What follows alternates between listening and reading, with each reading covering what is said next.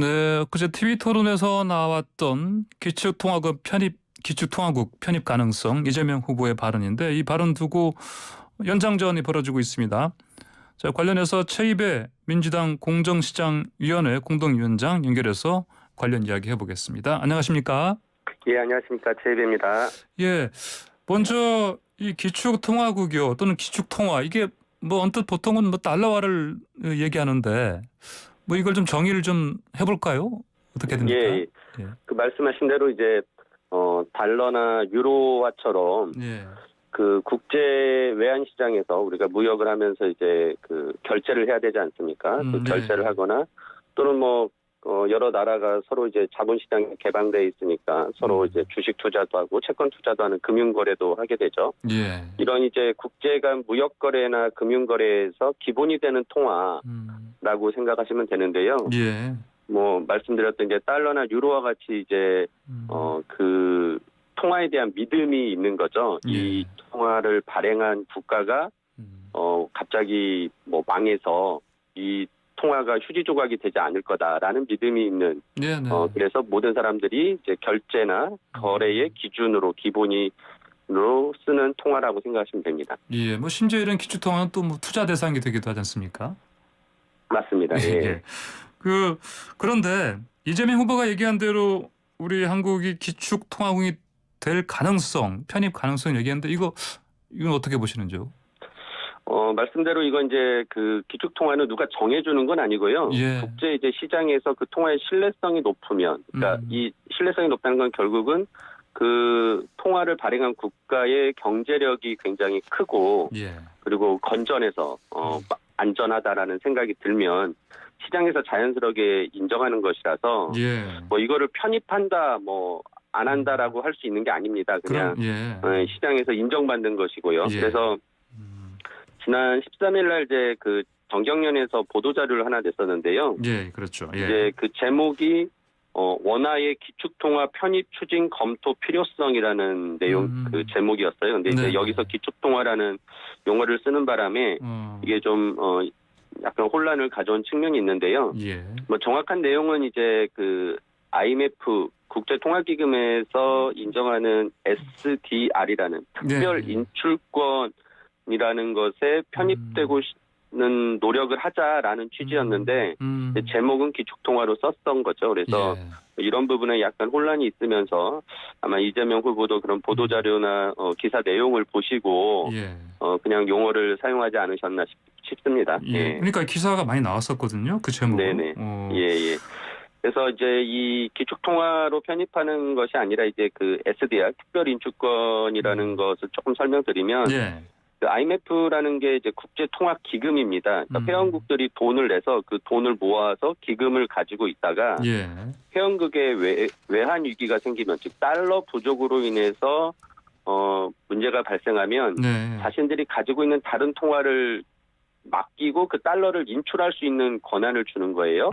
예, 이 특별 인출권을 그래서 그 인정해주는 그 통화가 지금 달러 외에 이제 유로와 중국의 위안화, 일본의 엔화, 중국의 파운드화가 있는데 뭐 우리나라도 이제 경제 규모가 커지고 세계적으로 좀 안정성을 인정받기 때문에 우리도 여기 편입해보자라는 취지였던 것이었습니다. 예, 그럼 SDR 이 통화 바스켓에 여기에 들어갈 가능성은 뭐 우리가 볼 수 있는 거네요. 그러면?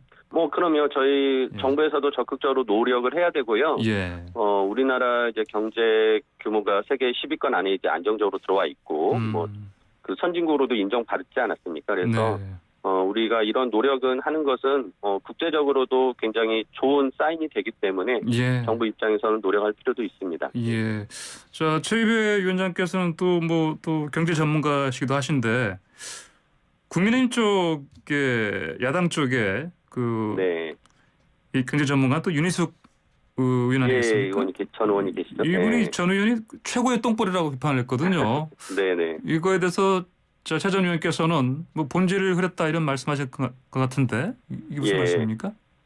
그러니까 지금 말씀드린 대로 우리나라 경제 규모가 굉장히 성장이 돼서 선진국으로 인정받는 상황이 있고 특히나 코로나 위기가 터졌을 때 그 미국 등 선진국보다 우리나라의 그 경제 성장률이 안정적으로 유지가 됐거든요. 예. 그러니까 마이너스 경제 성장의 규모도 작았고 또 금방 또 회복하고 있고요. 그래서 그런 측면에서 굉장히 우리나라의 경제가 기초가 튼튼하고 건강하다라는 것을 이제 인정받았고요. 예. 또 한 측면에서 이제 코로나 위기 대응을 위해서 선진국들은 엄청나게 국가 재정을 쏟아부었습니다. 그래서 그 위기를 극복하고자 하는 국가의 재정 노력이 굉장히 컸는데 예. 우리나라는 좀 그렇지 않았습니다. 그래서 그런 측면에서 본다면 우리나라의 재정 건전성이 너무 좋은 거죠. 예. 그래서 이제 후보 입장에서 그 토론회 때 코로나 위기 극복을 위해서 국가의 역할을 더 하자라는 취지였고 그 과정에서 이제 우리나라는 아직 국가 채무를 더 발행할 여력이 있다. 예. 그래서 재정이 더 큰 역할을 하자. 그래서 국민들이 빚지면서 버티게 하지 말고 국가가 빚져서 국민들을 더 많이 지원하자라는 취지의 이제 말씀이었고요. 그래서 예. 그 토론의 본질은 기축통화에 대한 논란이 아니라 우리나라가 얼마나 더 재정에 대한 그 투입을 통해서 국민들을 지원할 거냐에 대한 것이 본질인데 예. 이제 제가 보기에는 그 기축통화 편입이라는 그 말꼬리를 좀 붙잡고 굉장히 좀 저속한 표현 같은 거 써가면서 그 정치적인 공방을 하는 것에 대해서 예. 좀 안타깝게 생각을 합니다. 예. 그 어쨌든 이 관련해서 야당 쪽에서는 계속 공격을 합니다. 김재원 최고위원이 뭐 기축통화국이 되기는커녕 만약에 이 후보가 대통령이 된다면은 뭐 망국의 길로 접어들 것이다. 뭐 제2의 IMF 사태 초래할 것이다. 이런 얘기를 했거든요. 예. 그러니까 지금 그 야당의 이제 국민의힘에서 처음에 우리가 코로나 지원을 위해서 예. 자영업자들 손실 보상을 하는 것을 이제 확대하자라고 이제 얘기를 꺼냈을 때 처음에 그 윤석열 후보께서 50조 마련하자라고 했다가 또 네. 지금은 그만두셨지만 네. 김종인 이제 위원장께서는 100조 원 마련하자 이런 얘기를 했었거든요. 네.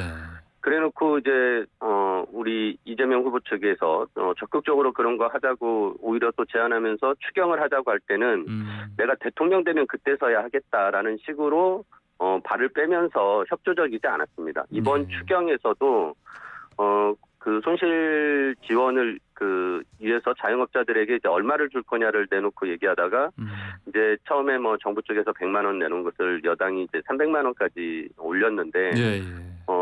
좀 많이 하자라는 취지로 저희도 신경을 쓴 건데 이제 국민의힘에서는 그거를 1,000만 원을 해야겠다라고 얘기를 하면서 오히려 협상을 거부했거든요. 그러니까 좀 너무 실현 불가능한 너무 어려운 얘기를 꺼내놓고는 그거 안 들어주면은 협상 안 하겠다라고 하면서 계속 시간을 끌다가 결국은 우리 자영업자분들의 이제 그 압박에 못 이겨서 그저께 겨우 통과되지 않았습니까? 추경안이요. 그래서 저는 이제 이런 국가가 자영업자들 지원하는 것을 지금까지 어떻게 보면은 소홀했던 부분을 챙겨주자는 것인데 그런 것을 앞으로 국가가 한다고 국가 부도 사태 날 거다, 대한민국이 망할 거다라고 발언하시는 그런 야당 의원님들을 보면서 이분들은 진짜 그 국가의 역할이 무엇인지 인식하고 계신지 국가의 책임을 다하지 못한 부분에 대해서 오히려 반성하고 더 적극적으로 나서려는 걸 발목 잡기만 하면서 정치적으로 이용하시는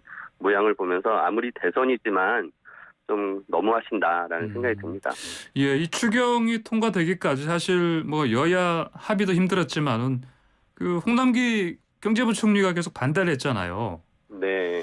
홍남기 부총리의 반대 논리 이건 어떻게 보세요? 그러니까 이제 아무래도 뭐 기재부 공무원 입장에서는 굉장히 보수적인 입장에서 국가 재정을 운영하려고 하는 태도는 뭐 일견 타당하다고 봅니다. 국관직이라고 하니까. 네. 그래서 뭐 그분들 입장에서는 장기적인 관점에서 우리가 더 많은 그 지원과 그리고 부족한 부분을 채워주자라는 것에 대해서는 동의를 하시면서도 지금 당장 돈을 꺼내 쓰자고 하면은 굉장히 이제 문고리를 잡는 그런 상황인데요. 그런 면에서는 어떻게 보면 이제 정부가 그런 보수적인 역할을 할 때 국회가 나서서 그거를 풀어나가는 모습을 보여줬기 때문에 저는 그 다행이라고 생각을 하고요.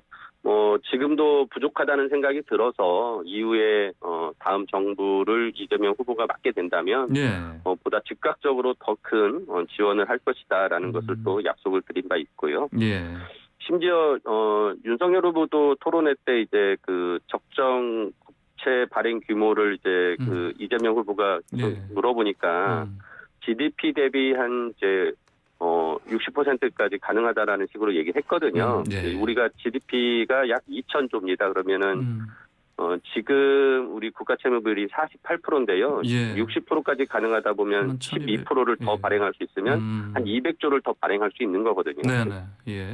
그래서 저는 이제 국가 부채를 좀 부담스럽더라도 발행해서 지금은 코로나 위기에 어려우신 그 자영업자분들과 국민들 지원하는 게 더 우선이기 때문에 예. 반드시 해야 된다는 생각을 합니다. 예. 그 이재명 후보께서 사실 국가가 져야 될 빚을 개인 뭐 일반 가정에서 지고 있다, 가게가 지고 있다 이런 말 하지 않습니까? 예. 네. 국가 국채 발행을 통해서 누구한테 사실 빚을 짓는다고 봐야 되는 겁니까? 이거?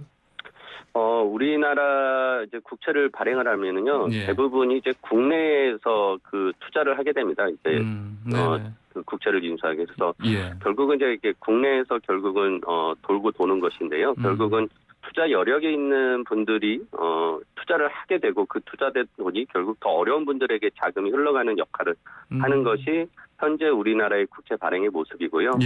우리가 진짜 더 경제가 이제 건강해지고 더 인정을 받으면 이제 외국 투자자들도 우리 국채에 더 많이 발행을 하게 된다면 그때는 또 이제 외국의 자금이 우리나라 들어와서 우리나라의 살림에 도움이 될 수도 있다라고 보시면 됩니다. 뭐 그거는 사실 또 우리가 기축통화가 되기 위해서는 또 그런 과정을 거쳐야 되는 거고요. 네, 그렇습니다. 자, TV 토론 얘기 하나 더 여쭤보겠습니다. 심상정 후보가 이재명 후보가 경기지사 때 그 지역화폐 이거 뭐 소상공인 지원책이 아니다 이렇게 비판을 했거든요. 예. 동의하십니까? 근데 지역화폐도 소상공인 분들에게는 도움이 됩니다. 당연히. 도움 당연히 되는 거죠. 지역화폐를 하면은 이제 매출 증대가 될 수 있고요. 그래서 직접적인 지원은 아니지만 간접적으로 지속적으로는 내수를 진작시켜서 시장이 활성화되게 하는 역할을 했던 것이고요.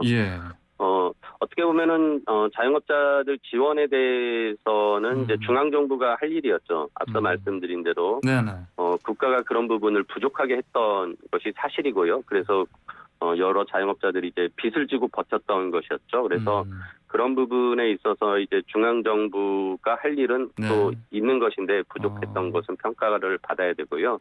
그리고 지방 정부는 이제 그런 부분에 대해서 또 추가적인 역할을 할 수 있겠는데 그 당시에는 우리가 이제 코로나 보면은 이제 한번 확산이 됐다가 또 이제 잠잠해지면서 좀 안정적이 되고 뭐 이런 상황들이 있었거든요. 이제 그럴 때는 오히려 안정적이 될 때는 돈을 풀어서 매출을 증대시키는 것도 굉장히 중요한 그 지원 효과가 나타나기 때문에 이제 그런 부분들을 이제 중앙 정부의 역할과 지방 정부의 역할을 나눠서 하셨던 거죠.